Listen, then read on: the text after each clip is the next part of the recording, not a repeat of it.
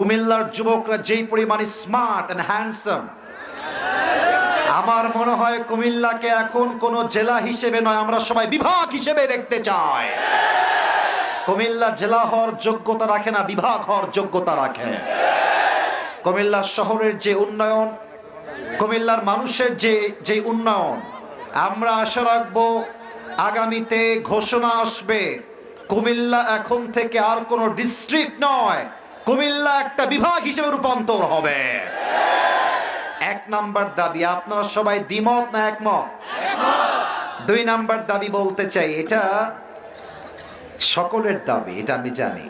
কুমিল্লাতে আমার অনেক প্রবাসী ভাইয়েরা বিদেশে থাকে, তারা ঢাকাতে এসে ল্যান্ড করে না, তারা আগামীতে ঢাকায় ল্যান্ড করবে না। আমরা কুমিল্লা একটা ইন্টারন্যাশনাল এয়ারপোর্ট দেখতে চাই যুবক ভাই।